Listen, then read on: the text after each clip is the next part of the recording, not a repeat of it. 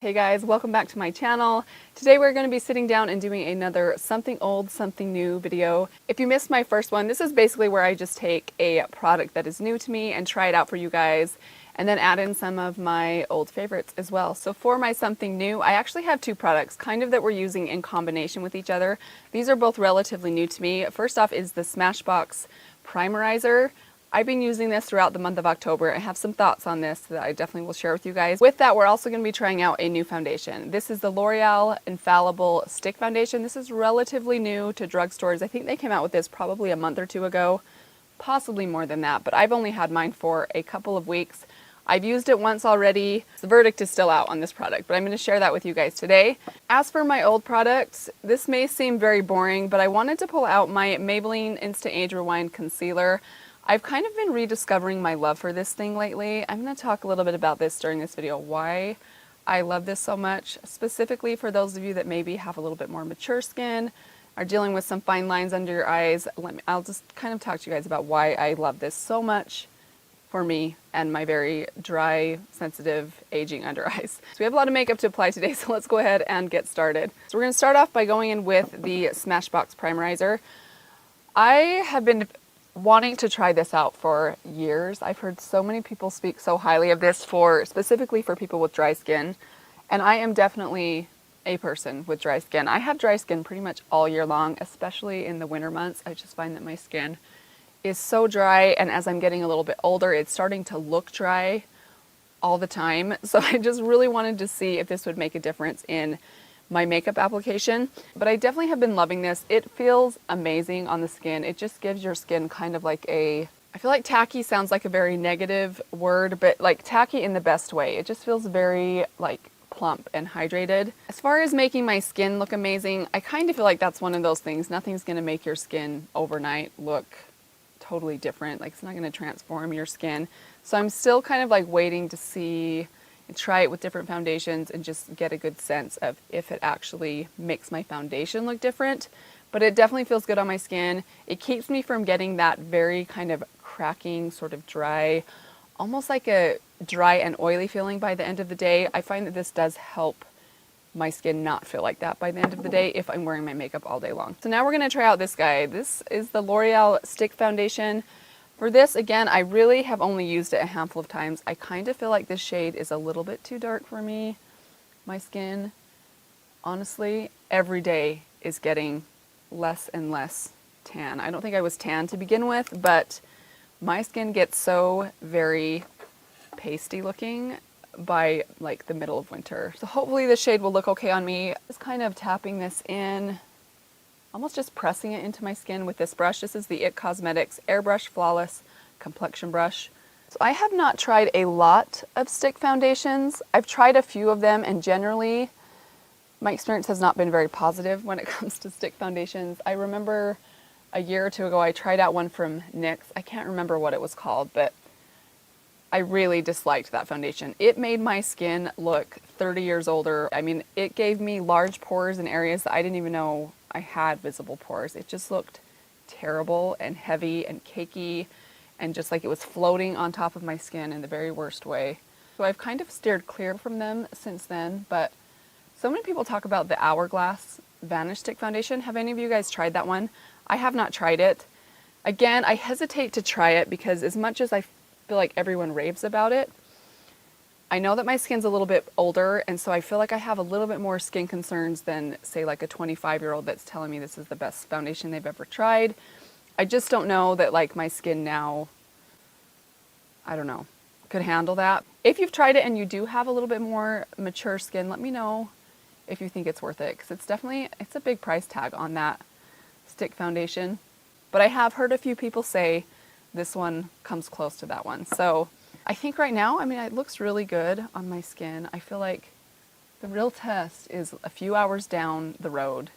But so far, I feel like it looks really nice on the skin. The match actually is not too bad. I don't know if you guys can tell on camera, but I feel like that is blending pretty nicely with the color of my neck. I am kind of trying to drag a little bit more down onto my neck just so I don't have any harsh lines anywhere. At this point, I would consider this a medium coverage. I don't really want to try building it up because it is a thicker foundation. I just have a feeling it will just get cakey if I try and build it up to heavier coverage. And honestly, right now I feel like my skin is in relatively good shape, so I don't feel like I need to build it up too much. I feel like the finish of this is a very natural finish. This actually reminds me of the finish a little bit of like the Physicians Formula Healthy Skin Foundation. That one has a very kind of like, I don't know, like a satin sort of natural finish, and I feel like this kind of feels the same way. I will say this, the first time I tried this, I did not use the primerizer underneath it. I definitely feel like this feels better on my skin with the primerizer underneath it. So again, I think time will tell. We'll see how this goes by the end of the day, but so far I'm more impressed than I thought I would be. So let's jump right into my old favorite product, Maybelline Instant Age Rewind. I have it in the shade Neutralizer. This is the one that I almost always get. I've repurchased this over the years probably 4 or 5 times, which I think is saying a lot from a makeup collector. I really love this concealer. I feel like this is one of those concealers that's it's almost undetectable in the way that it feels on top of the skin. You just can't, it's so lightweight, but it has really good coverage for how incredibly lightweight it is. And I feel like it does a good job of kind of brightening up my under eye area. So one thing that I've discovered with this concealer, and honestly with a lot of concealers, is that I have been really loving using my finger to blend them out. I don't know if it's just the warmth of your finger kind of helping it to really like blend and sink into the rest of your skin, but I feel like it just looks so much more natural, but it gives me kind of maximum coverage, if that makes sense. And I have to be perfectly honest, part of me wonders if that's all in my head, because I did watch, if you guys watch Lisa Eldridge, she's like a makeup goddess, but she recently did a video on concealers and talking specifically about all kinds of different concealers.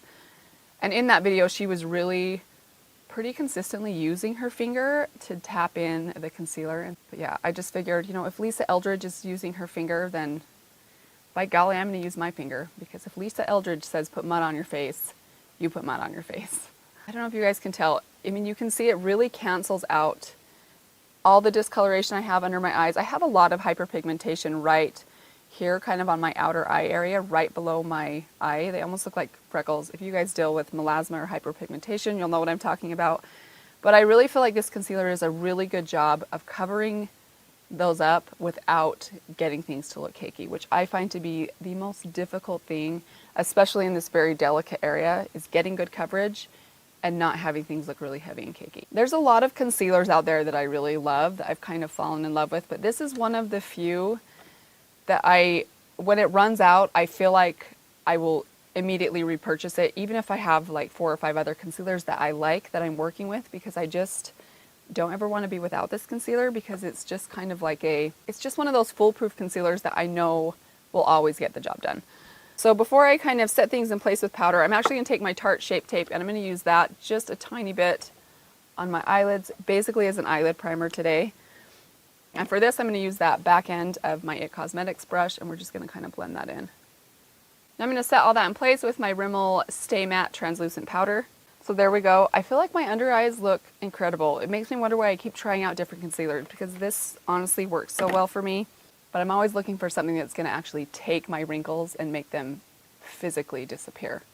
Haven't found it yet. So let's go ahead and do the rest of the face first. And I'm going to take another old favorite. We're not really talking about this one today, but the Physicians Formula Butter Bronzer. It's been a while since I've used this one, but I pulled it out the other day.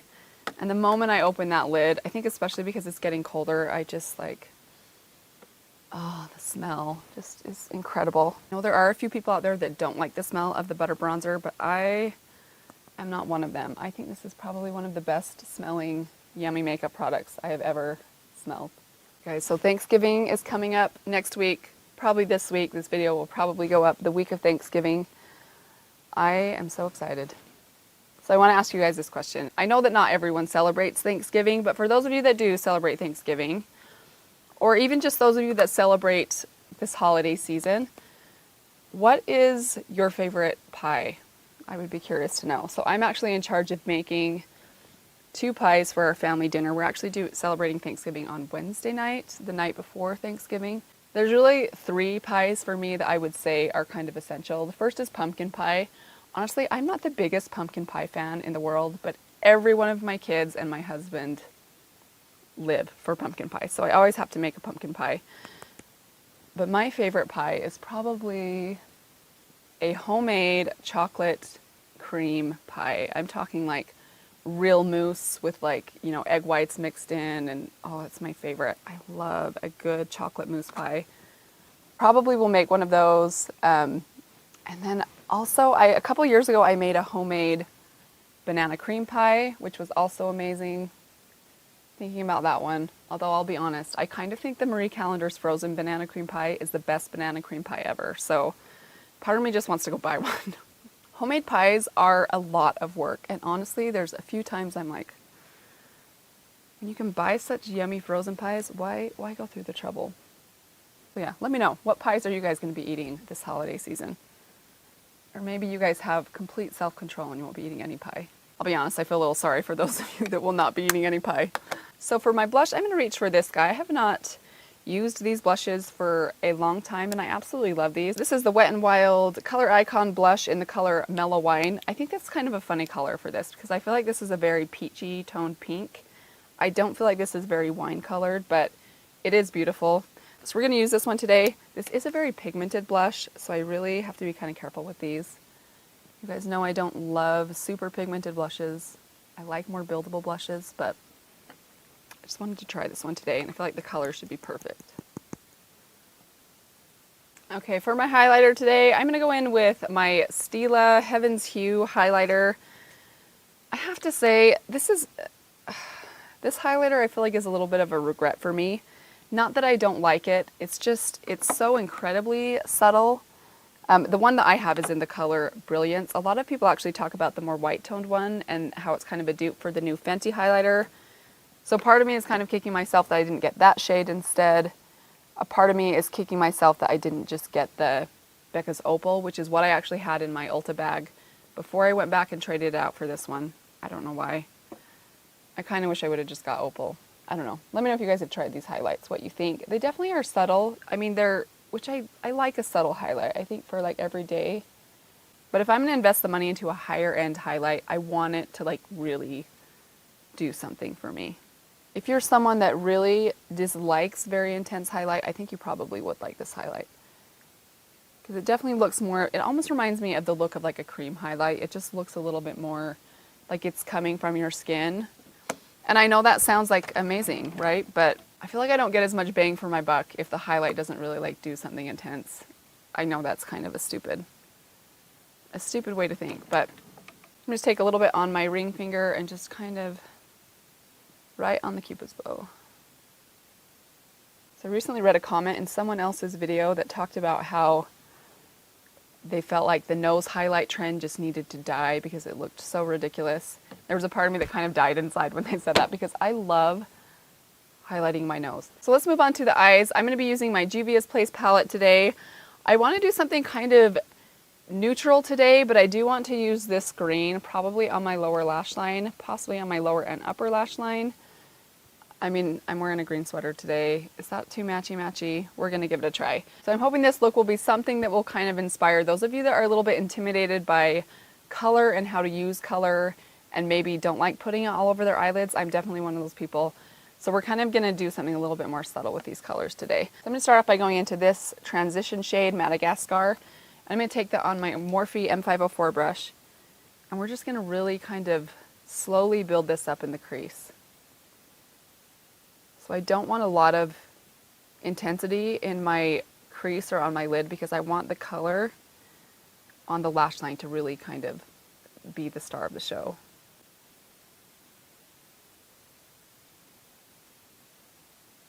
Okay, as I'm blending this, I have to say I'm like changing my mind as we speak about this highlight because I feel like this, especially on my nose and on my Cupid's bow, looks amazing.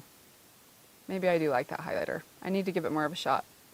Okay, so we're just going to kind of keep that right there, and then I'm going to take this brush right here. This is my Luxie mini tapered brush, much smaller blending brush, and with that same color, we're going to kind of just build a little bit more intensity right into the crease.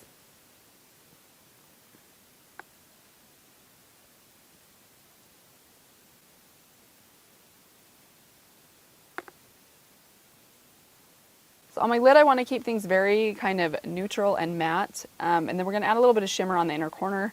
But I'm going to take this color right here. This is from my Tartelette palette. This is just their matte. It's like a cream, kind of a bone colored shade called Free Spirit. And on a crown brush, this is just kind of a fluffy eyeshadow brush. You really could use any brush for this. I'm just going to kind of pack that onto my lid. Basically kind of just carving out like what the blending that we did up here. So let's move on to the lash line. We're going to jump into this green color right here. I'm going to start off on my lower lash line first. And actually I think I'm going to first take some of this color and on this is a Luxie mini flat angle. This is basically just like a smudge brush. We're going to tap just a little bit of that right underneath that lash line, kind of low on the lower lash line. You don't absolutely need to do this step, but I feel like this will help tie everything together. Okay, and now we're going to go into the green in here. I'm going to take my Alamar Cosmetics flat liner brush. We're just going to pack a little bit of this onto just the tip of this brush. Tap any excess off and just kind of start placing that right up against the lashes. We'll kind of build this up a little bit. Taking a little bit more, placing it right there. I'm going to kind of start to drag it up, almost in like a wing, sort of. Kind of to meet this crease, like where my crease ends right there. So it'd actually be a really pretty, kind of natural sort of holiday look. I can't decide if I want to do the upper lash line as well. I kind of just like the lower lash line. Do the other eye and then we'll decide. So I like to kind of take just 1 or 2 layers of that and kind of work back and forth to really diffuse out that line. It's going to also diffuse the color out as well, so it's not going to be quite as foiled or as green. But once I've done that, if I want to add a little bit of that green back in, I just take another layer of the green and I don't really blend it, I just kind of like tap it right against the lash line, and it kind of brings back some of that intensity that we kind of lost while we were blending. Okay, so I think what I'm going to do, I don't really want to pull this all the way across my upper lash line because I'm kind of liking the look of just the bare upper lash line.